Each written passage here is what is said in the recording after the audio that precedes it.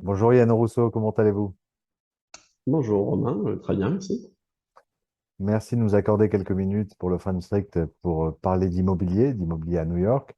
Je rappelle que vous êtes le directeur de Barnes New York, qui possède plusieurs agences dans l'État de New York et dans l'État aussi du Connecticut.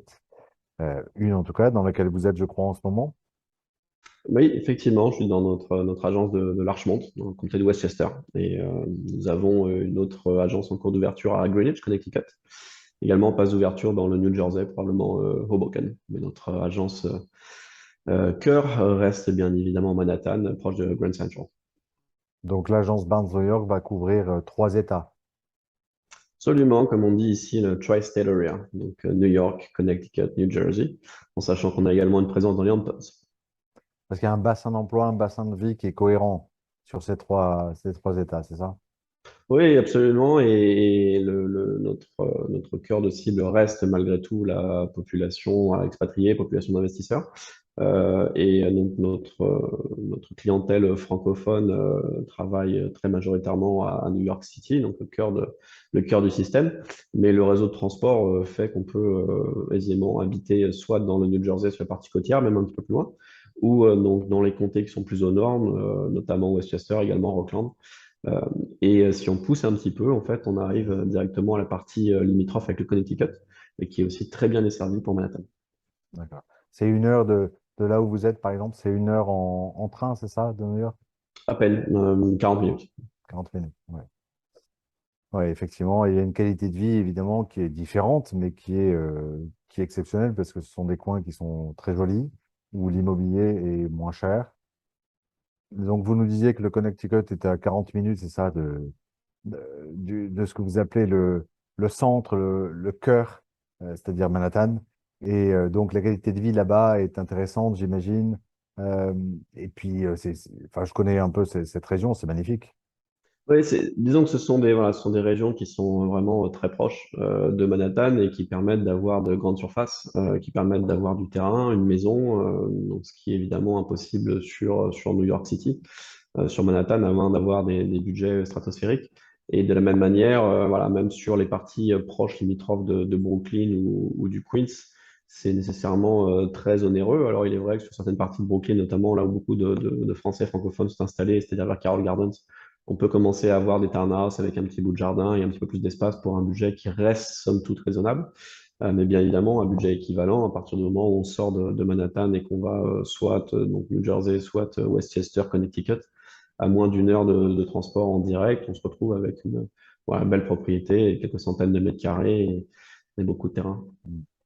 Alors, je vous ai contacté car je voulais avoir votre point de vue sur l'impact de ce qui se passe dans le monde économiquement, géopolitiquement, sur le marché immobilier de New York, qui est un marché à la fois très particulier, un marché un petit peu jauge aussi de tous les marchés du monde. Euh, alors la situation géopolitique a eu un impact qui est difficile à discerner. Voilà, donc quand ça a éclaté donc en début d'année, ça a eu du moins un impact du ralentissement en fait de l'investissement des étrangers, donc principalement effectivement la clientèle européenne, bon évidemment l'Europe de l'Est de la même manière. Mais Oui, eux parce que New effectivement, York, à New York, beaucoup d'étrangers investissent, beaucoup, beaucoup. oui, mais de toutes les parties du monde, c'est-à-dire on a Amérique du Sud, on a Moyen-Orient, on a Asie et on a l'Europe. Voilà. En plus de l'investissement domestique qui est finalement majoritaire, parce que toute la période de pandémie notamment a été abreuvée par l'investissement domestique, par les Américains qui achetaient à New York. Euh, et qu'on était finalement en sortie de pandémie en fin 2021. L'année 2022 a été très intense et très dynamique pour le marché immobilier, enfin déjà dès fin 2021 et dès début 2022 jusqu'à mi-2022 pour le marché immobilier new-yorkais. C'est pour ça que je disais que cet impact géopolitique, en fait, c'est moins ressenti parce que dans tous les cas, ça faisait déjà plusieurs années que les investisseurs étrangers n'avaient pas vraiment mis le pied de manière très visible à New York. Donc ça a retardé un petit peu cela. Ça a eu un autre effet de limiter aussi les projets d'expatriation, donc qui ont D'accord. été un petit peu repoussés. La situation économique, en revanche, elle a eu a plus d'impact. Trois facteurs.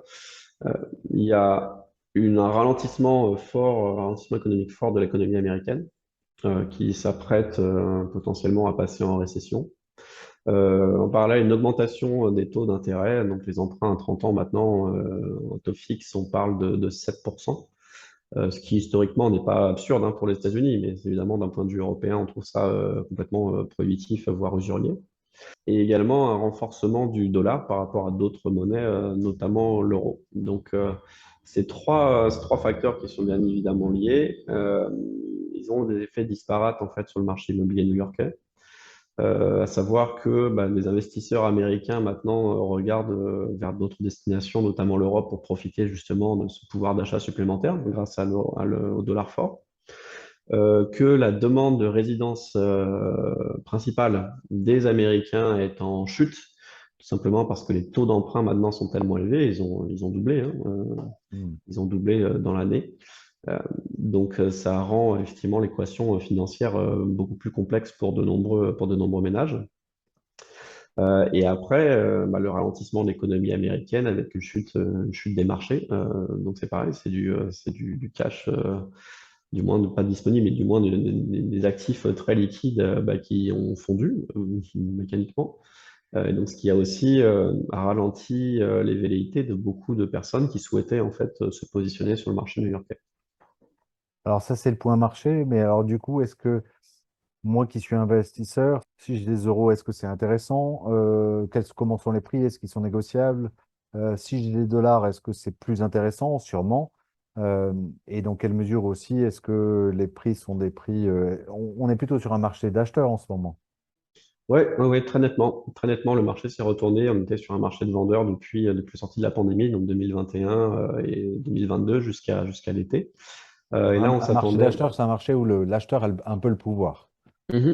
Absolument. Alors, on s'attendait à un effet de saisonnalité parce que maintenant, la saisonnalité du marché immobilier new-yorkais, historiquement, est telle que, en fait, à la rentrée jusqu'à Thanksgiving, donc il y a 3 mois de forte activité, et printemps jusqu'à la fin de l'été. Mais en fait, on a un marché qui est complètement atone. Peu de transactions, peu de biens qui rentrent sur le marché, tout le monde est un petit peu attentiste, ce qui fait que bien, le marché se retourne à l'avantage des acquéreurs. On est maintenant avec des pouvoirs de négociation qui sont de l'ordre de 5 à 10%. Donc, si on a des dollars, ben, d'autant mieux. Si on a des euros, alors effectivement, maintenant, la conversion en dollars est plus onéreuse. Donc, à ce moment-là, il faut d'autant plus se positionner sur des options sur les actifs qui auraient les plus grandes remises. Et dans les situations de contraction de marché, comme on la vit actuellement, les premiers impactés sont les programmes neufs. Les promoteurs n'ont pas la possibilité d'attendre tellement que le marché se retourne. Ils ont des échéances réglementaires, ils ont eux-mêmes des échéances de financement, donc ils doivent faire tourner leur inventaire. Ce sont eux qu'on a vu en fait faire les plus grosses remises durant la pandémie, notamment. Mm. Alors que le propriétaire individuel privé new-yorkais, qui a en général plusieurs actifs, est rarement dans une urgence de vendre. Donc lui préfère attendre, se donner 6 mois, parce qu'en général, les crises new-yorkaises, si tant est qu'il y en ait, durent rarement plus de 6 mois. On voit en général très peu de baisse d'ailleurs de prix pendant cette période-là, sauf sur les programmes neufs. Les programmes neufs, il y a une vraie fenêtre de tir actuellement sur les prochains mois. Donc, si on a des actifs en dollars, déjà, tant mieux. Si on a des actifs en euros, ça vaut quand même le coup de se poser la question. Euh, Parce qu'effectivement, ces programmes neufs actuellement vont pouvoir faire des remises au-delà de 15%. Et quelles sont les rentabilités attendues sur ces programmes neufs dans le cas d'un investisseur, évidemment? Les rentabilités new-yorkaises sont rarement très élevées. On n'est pas sur des marchés d'opportunités conjoncturelles telles qu'on peut avoir sur alors Détroit fut un temps, Cincinnati, on a parlé de Denver, d'Austin, bien évidemment Miami qui Cleveland, selon... Pardon? de Cleveland. Oui, Cleveland, oui, tout à fait. Donc Miami selon la période. Nous, voilà, New York, c'est un marché complètement monolithique. On a une croissance en valeur des biens de l'ordre de 3% lissés sur les dernières décennies. Les rentabilités sont en général de même niveau que des rentabilités parisiennes, c'est-à-dire qu'on est voilà, sur un bon an, mal an, aux alentours de 3%. Euh, donc deux facteurs qui tendent justement à améliorer cette position.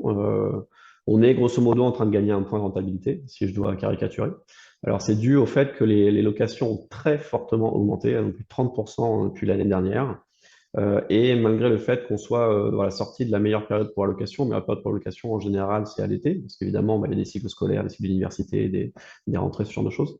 Donc là, on rentre dans l'hiver, c'est en général assez calme, mais on voit encore une très très forte demande et absolument pas de ralentissement de ce côté-là. Donc ça, les locations, très forte demande, très forte hausse, donc ça a ajouté voilà, quelques dixièmes de points de rentabilité. Et en parallèle, bien évidemment, c'est là où je mentionnais les remises qu'on peut avoir sur les programmes neufs, qui vont nous permettre voilà, de faire baisser le prix d'achat, et donc mécaniquement, la rentabilité augmente. D'accord. Et donc, je vais poser une question bête, mais quel intérêt en ce moment d'investir à New York? De profiter de cette opportunité de marché. On est sur un marché d'acheteurs, il y a des remises, voilà, il y a des remises conséquentes à avoir, en sachant que les prix de New York sont stables et sont voués à une croissance voilà, limitée, raisonnable, mais consistante sur les prochaines années. Donc, si on peut acheter avec 10, voire 15% de moins que le prix de marché actuel, ben, on se retrouve mathématiquement avec d'autant de plus-value à court terme. Et vous travaillez plutôt avec des investisseurs ou plutôt avec des individus ou des personnes qui souhaitent vivre à New York? On a trois catégories de clients. On a donc ceux effectivement qui s'installent. Bon, on travaille bien évidemment avec la diaspora, hein, diaspora française francophone new-yorkaise, donc qui eux ont leur résidence principale et qui voilà, peuvent en changer. On a bien sûr ceux qui vont venir s'installer, ceux qui sont sur des expatriations longues, donc qui eux pensent plutôt acheter davantage que louer.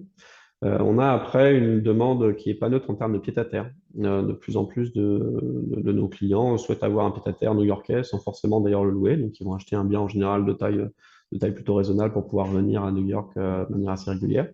Et après, notre cœur de métier reste évidemment voilà, l'investissement locatif, étant donné qu'on a la capacité d'accompagner le client sur l'ensemble du cycle de gestion, c'est-à-dire achat, mise en location, gestion, revente. Donc à la fois pour des investisseurs privés individuels, mais également plus institutionnels, donc notamment gestionnaires de fortune, banques privées, fonds et autres family office. D'accord. Et en ce moment, pour un propriétaire à New York qui veut vendre, qui veut céder un de ses biens, qu'il soit sur un programme neuf, récent ou pas, ou un programme plus traditionnel, en tout cas une résidence plus traditionnelle, quel intérêt de passer par vous et est-ce que c'est le bon moment? Alors pour répondre sur l'opportunité de vente, alors c'est un marché qui n'est pas à l'avantage des vendeurs actuellement, donc il faut s'attendre à une petite décote par rapport à un prix de marché habituel. Mais si on a la capacité, effectivement, enfin, ou la volonté de reconvertir tout ça dans une autre monnaie, notamment l'euro, la différence de change par rapport au moment où le bien a été acquis, on a probablement effectivement 20% de différence qu'on pense cet état de fait. D'accord. Après, pourquoi passer par Barnes? Il y a un élément qui est relativement simple, c'est que Barnes est un brokerage d'une agence new-yorkaise, au même titre que n'importe quelle autre agence new-yorkaise. Donc, on fait le travail tout autant que nos petits camarades locaux, à la différence que nous, on a un réseau et une exposition marketing, une force de frappe qui est sans comparaison.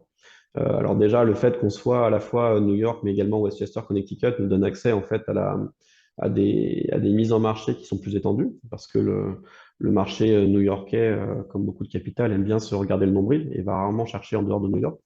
Alors que qu'on appelle les syndications, si vous voulez, c'est-à-dire quand on met le bien en ligne et après satellisé sur divers sites. À partir du moment où on fait ça par l'intermédiaire d'une plateforme externe à New York, on a beaucoup plus de réseaux. Et après, bon, la force du réseau Barnes qui reste indéniable, hein. À partir du moment où on est voilà, dans 17 pays dans le monde, 120 agences qui ne sont pas des franchises. Donc, on a accès à un portefeuille de clients qui est beaucoup plus important. En quoi est-ce que ça impacte que ces agences ne soient pas des franchises?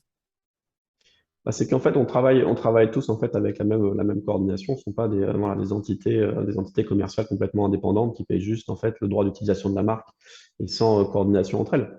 Donc nous, là, par exemple, je reviens du séminaire de direction Barnes la semaine dernière où on était 150 avec des échanges directs entre tous les bureaux.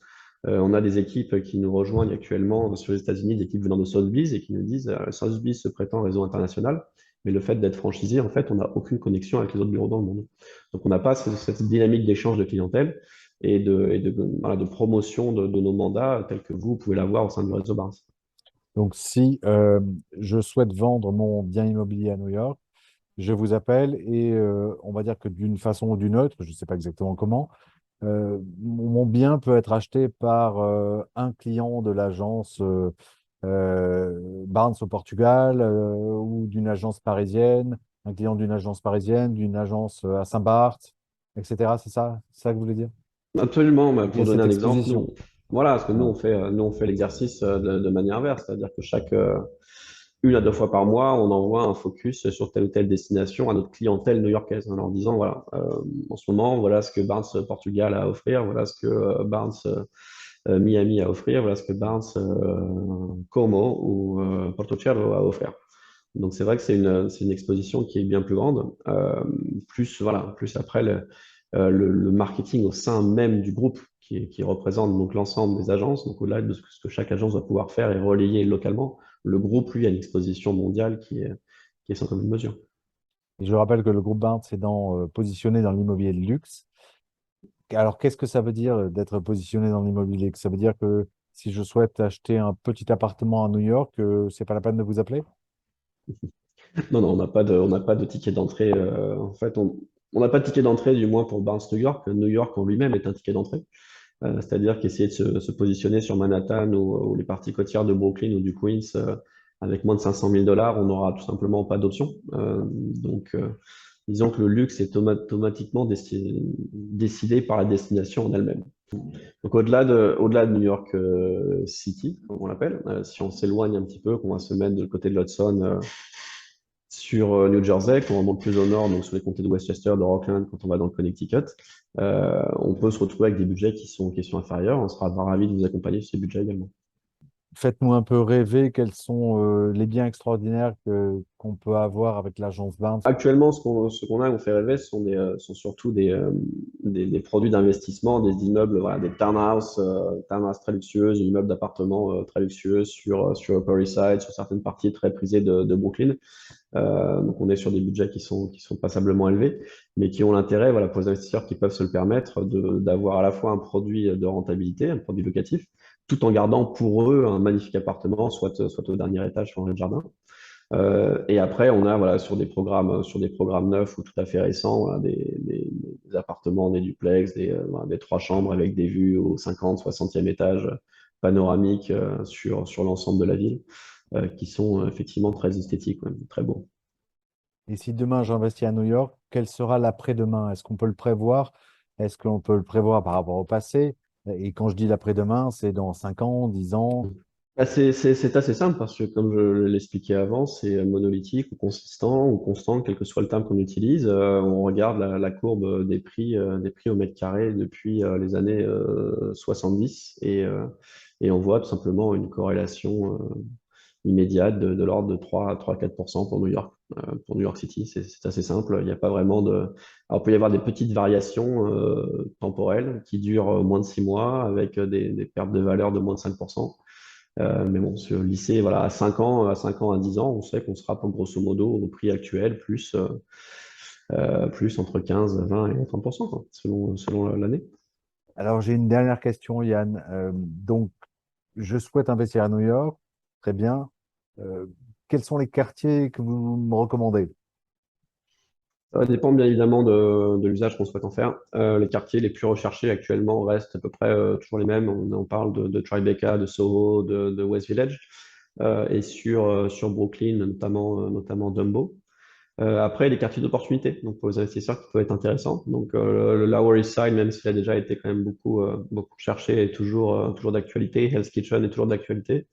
Et donc toutes ces parties limitrophes, si on va voilà, sur les parties plus aux extrémités de Upper East Side, Upper West Side, sur les parties moins centrales de West Harlem, entre autres. Donc ça peut être intéressant. Et sur Brooklyn, on parle actuellement notamment voilà, de Bay Ridge et de Greenpoint et de Bushwick dans une mesure un peu différente. Et donc, Mais ça va c'est- dépendre c'est- vraiment sur pareil de l'utilisation qu'on se en faire. bien sûr.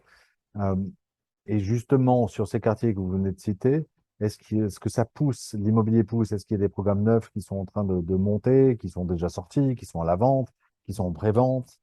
Mm. Oui, alors New York avait eu la très bonne idée, selon certains, la très mauvaise idée selon d'autres, d'offrir des exemptions de taxes foncières à certains programmes qui se positionnaient dans des zones en développement ou a besoin d'être développé. Certains diraient gentrifié. Et donc, on a encore quelques programmes qui sont positionnés avec cette exemption de taxe foncière qui s'appelle la 421A et qui sont justement dans les quartiers que je viens de mentionner. On parle voilà, d'un qui est sur Une Toomuges qui exemption, est assez connu, d'un Town Brooklyn qui est assez connu aussi. ouais, une exemption conséquente, j'imagine. Bah oui, disons que une taxe foncière annuelle sur un studio, on parle de l'ordre probablement plus de 10 à 15 000 dollars sur un programme neuf. Donc, ça vous rajoute d'autant de rentabilité Mm. immédiate. Ce sont des programmes qui durent entre 15 et 25 ans. Donc, voilà, l'intérêt, c'est d'en sortir. On en sort, voilà, on en sort entre 5 et 10 ans, l'histoire de laisser en fait encore un petit peu courir derrière pour le rendre attractif à la revente.